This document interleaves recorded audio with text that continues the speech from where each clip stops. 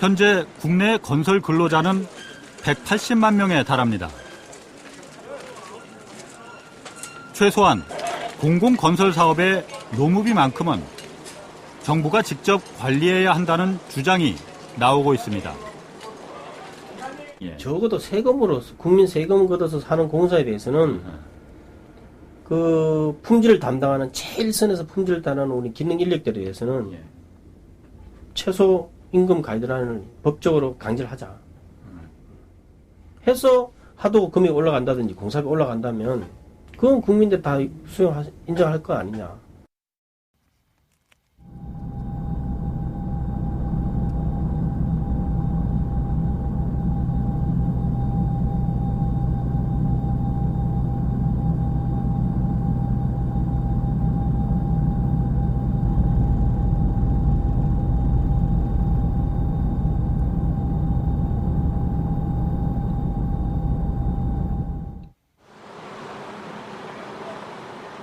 취재팀은 미국의 한 경찰서 건물 신축 공사 현장을 찾았습니다.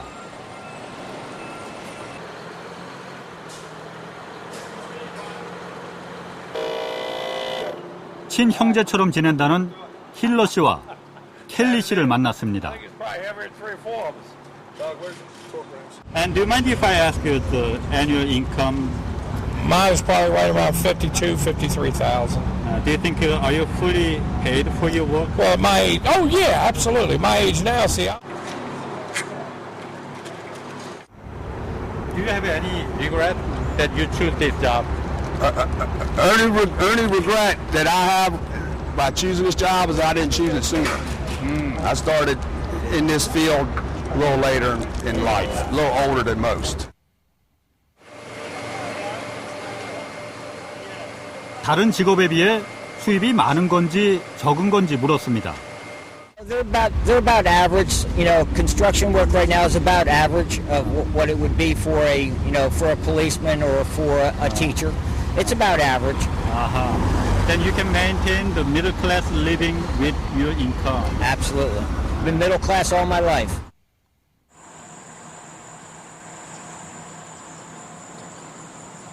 전형적인 미국의 중산층 가정집입니다. Hi. Is this Kevin? Yes, it is. Hi. Come on in. Oh, nice house. Thank you. 조금 전 인터뷰에 나왔던 철근공 케빈 씨가 이 집의 주인입니다. No, moderate size house. All right. Typical middle class. Yeah. Typical middle class. 자녀 6명 가운데 두 아들 역시 건설 노동자라고 합니다. They learned from him, or both of us, that this is how you provide for your family. So, and it's I think it's paid off twofold, tenfold.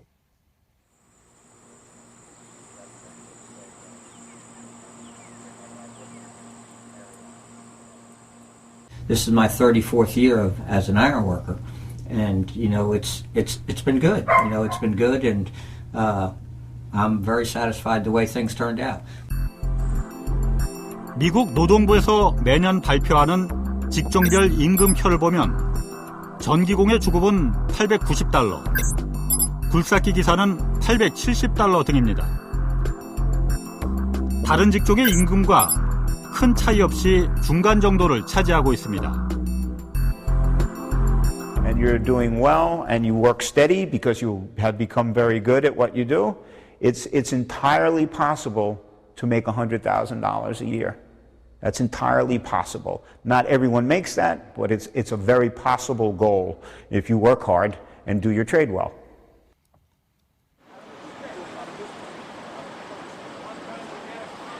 한국이나 미국이나 건설 현장은 많이 배우고 힘 있는 사람들이 아닌 사회적 약자 계층이 일하는 곳입니다. 그러나 한국과 달리 미국의 건설 노동자들이 중산층 수준의 임금을 받을 수 있는 것은 법적인 보호 장치가 있기 때문입니다. 한 관공서 건설 현장 입구에 붙어있는 표지판입니다.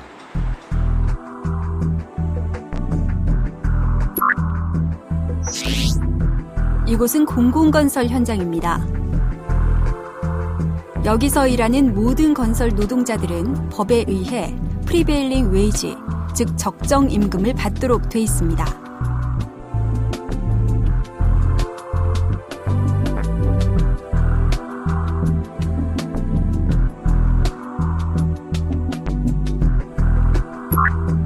목수는 시간당 44.02달러, 철근공 39.85달러, 배관공은 시간당 50.11달러를 받아야 합니다. 이 적정 임금을 받지 못할 경우 주정부 노동국으로 신고해 주십시오.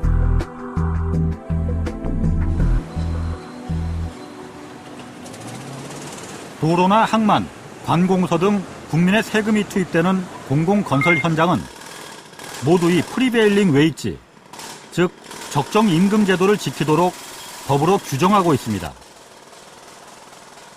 건설사가 임금을 주고 싶은 만큼 주는 것이 아니라 정부가 책정한 적정한 임금을 무조건 지급하라는 제도입니다. So that if we didn't have the Davis-Bacon Act, some contractors could come in and say, we're going to pay our workers considerably less than what's prevailing in the area, and they would receive that contract. So the Davis-Bacon Act literally takes wages away from the bidding factor to receive government contracts. In cases where there are serious violations of the law, they would be prevented from receiving future government contracts for a 3-year period. 취재팀이 건설 현장을 찾았을 때 때마침 시청 직원이 임금 지급을 확인하고 있었습니다. Yeah, this is actually received every week on the project from all of the contractors. It's what we call a certified payroll report. And what it includes is a listing of all of the employees on the site, pretty much their names and positions, how many hours they worked, along with the total amount of wages they were paid, their salary, just to make sure that all of the salaries listed do indeed meet the required wage scales.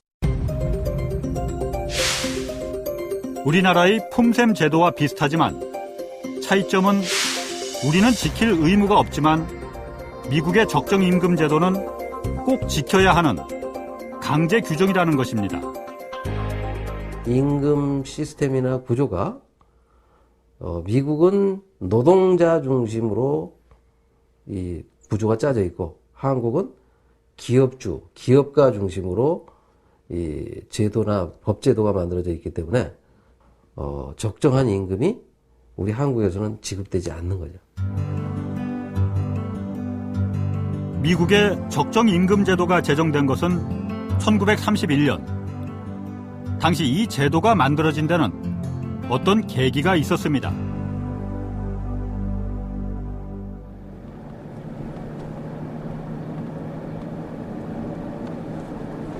뉴욕 맨하탄 인근에 있는 퇴역군인 전용 병원입니다.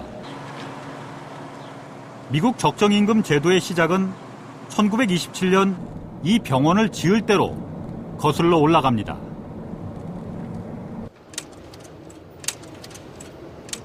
당시 뉴욕주의 많은 건설사들이 이 병원 공사 입찰에 참여했습니다.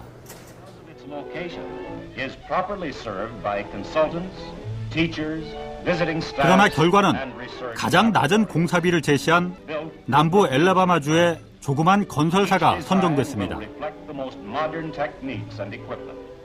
엘라바마주 흑인 노동자들의 임금은 뉴욕주 노동자들 임금의 절반도 안 됐기 때문입니다. 이때부터 건설사들이 싼 임금의 외지 노동자들을 쓰기 시작했고 뉴욕주 건설 노동자들의 임금도 깎여나가기 시작했습니다. 뉴욕주 예산이 들어가는 공공 건물을 짓는데 뉴욕주 건설 노동자들이 피해를 보게 된 것입니다. There's a high level of unemployment in the construction industry in the New York metropolitan area, including Long Island. And so there's a real uproar on the part of local workers there about the idea that federal funds would be invested in a construction project and local workers wouldn't be hired. So that was sort of the trigger. 1931년 데이비스와 베이컨 두 상원 의원이 적정 임금 제도를 법제화시켰고 이때부터 각 주마다 임금이 정해졌습니다. 예를 들어 같은 목수라도 물가가 비싼 뉴욕주는 시간당 $40, 생활비가 싼 엘레바마주는 $30를 주도록 한 것입니다. 똑같은 임금을 줘야 한다고 했을 때 건설사가 굳이 다른 지역 노동자를 쓸 이유가 없어져 버린 것입니다. 이후 80여 년이 지난 지금까지 적정 임금 제도는 미국 건설 근로자의 생활을 보장하는 기초가 되고 있습니다. Under prevailing wage, workers are paid better, they're better trained, they're more productive, they're able to complete a construction project with a minimum amount of wasted materials, and it's often more cost efficient to produce under prevailing wage. 당연히 건설사들은 반대 입장입니다. 취재진이 찾은 미국 건설사 협회에선 임금 제도를 강제 규정이 아닌 건설사들 자율에 맡겨야 한다고 주장했습니다. Yeah, there's a number of reasons why the act of the government determining wages in our country has some problems with it. The survey process that the government uses to determine the wages are often not what we call a prevailing wage or not a market wage. They're inflated over what the market wage would be. And those are wages that are typically not the free market wage. No.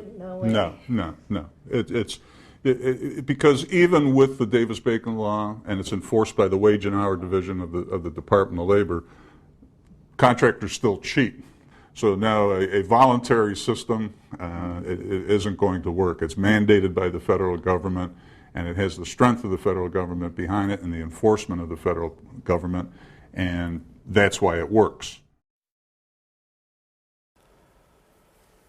미국 적정임금 제도의 출발점이 됐던 이 퇴역 군인병원, 1930년 이 병원이 지어진 직후 찍은 사진입니다.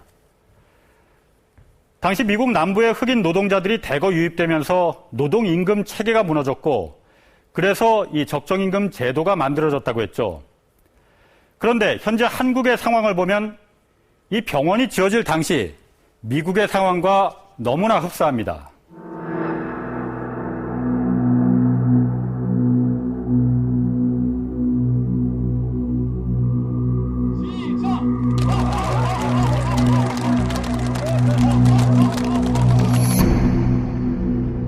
아침 점호가 끝나고 팀별로 각자의 작업장을 향해 흩어집니다.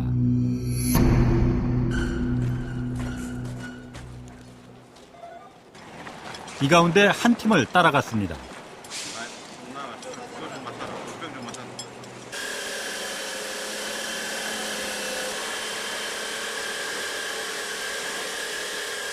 cho lui ra ngoài chứ vướng cái cây kẽm này này.